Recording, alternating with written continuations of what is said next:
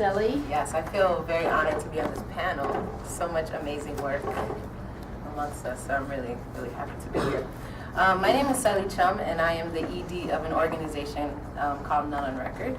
And actually something that Bab said is really true to my own experience, which is that really it's just all about showing up. So I'm going to tell you a bit about how I got started doing this work, and then we're going to actually watch some media that we've produced as well. And so we're going to so I can give you a better idea of what we've been doing. So in 2004, first I have to come out as a Senegalese person. Oftentimes people don't know that I'm a Senegalese person, but I am a Senegalese person, meaning that my family comes from Senegal, West Africa. I was born in Chicago, and I was raised in Chicago. While I was there, I was a high school teacher. That was my profession for many years. But I also did a lot of work in activist community, particularly like LGBTI communities of color, particularly around storytelling and digital media. So in 2004, the gay paper in Chicago, it's called the Windy City Times, on the front cover had a story about a woman named Fanny Ann Eddy, who was a very prominent LGBT activist in Sierra Leone, West Africa. Unfortunately, in this story, she was murdered, and the details of the murder are quite horrific.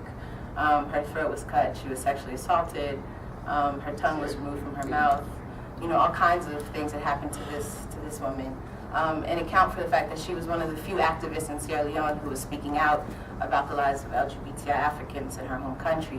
And she'd actually come back from Geneva at the UN to give a talk to talk about the realities of gay and lesbian Africans in Sierra Leone. So at that time, I'm 24 years old, I'm a high school teacher, I'm a Senegalese woman living in diaspora, and I had never actually met a West African lesbian until this, and then now I knew that there was organizing happening in West Africa that I also didn't know about. So it had a profound impact on me, and I asked myself, what was I doing with my life was my first question, if these things were going on, and then how could I be part of sort of changing this silence that was happening around LGBT African experiences. So it took me some time to figure out what I was going to do, and it was kind of an accident what happened next.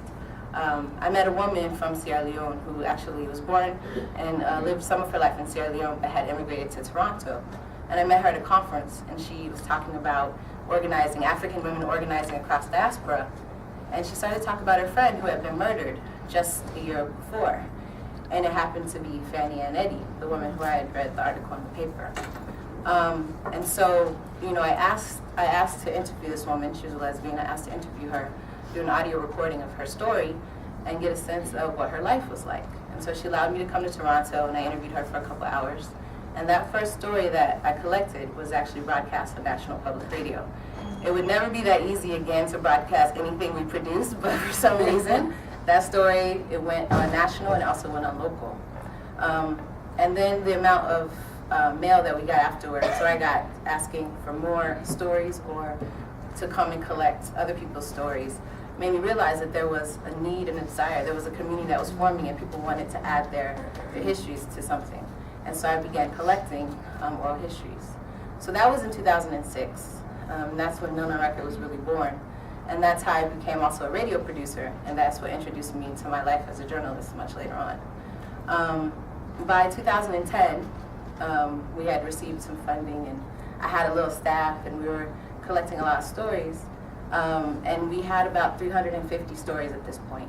But before I go on to talk more about, what None on Record has become and what we've been doing, it would be great to actually show you guys some of the work that we've done in the past.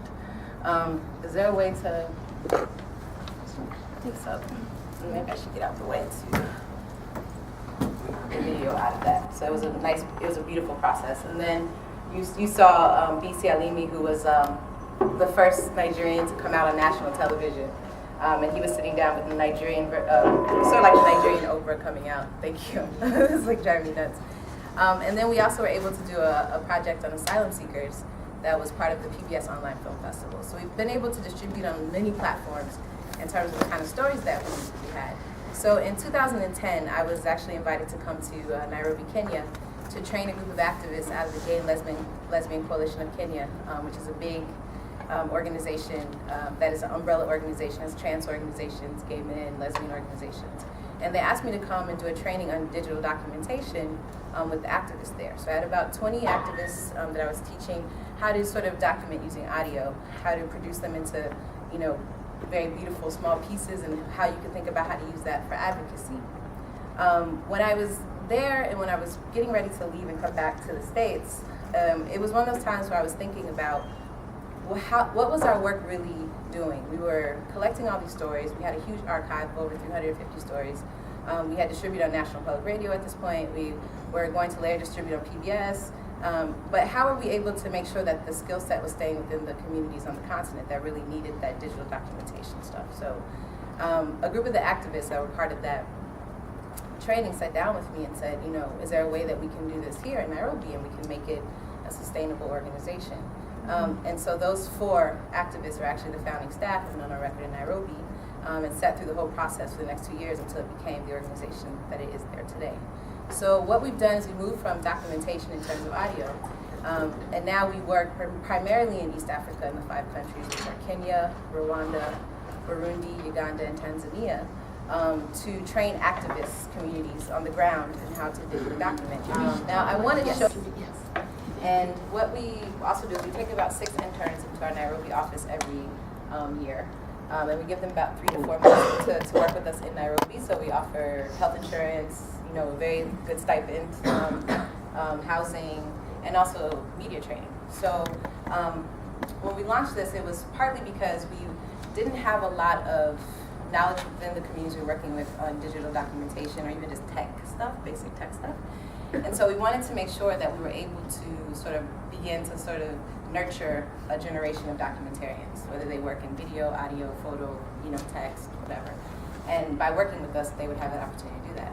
So when the anti-homosexuality law passed in Uganda recently, we got an upsurge of about 15 more than usual applicants to come to Nairobi to work with us, because many people have left Kampala and gone into neighboring Kenya, which is a bit more, a bit less conservative in terms of LGBT issues, and so it's a bit of a safer space. But what's happening is people are moving across borders without access to any kind of ways to sustain themselves. So that means no place to really live, no way to make a living, and so people are getting arrested, doing things like sex work and all kinds of things. Wherever your politics lies on sex work, this is the reality of what's going on.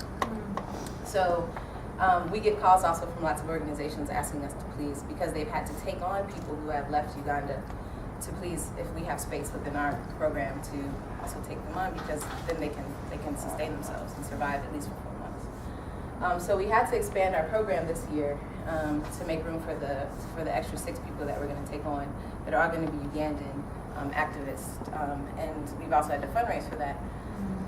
To make that happen. And so some of the people you actually saw in that video have come in as our new round of interns now, and we're very happy to have them there. And they're doing a joint project actually with the organization in Kampala to document how life has changed for LGBT people in Uganda since the passing of the law, which has been very horrible, and I can share plenty of stories about that.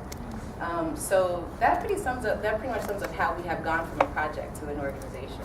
So as we move forward, we're actually hosting a digital media conference with USAID, which is something I never thought I would ask money from, but they've just given us some, so I'm okay with it.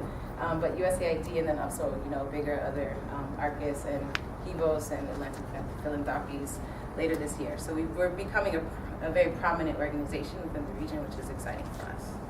Great. Yeah. Thank you.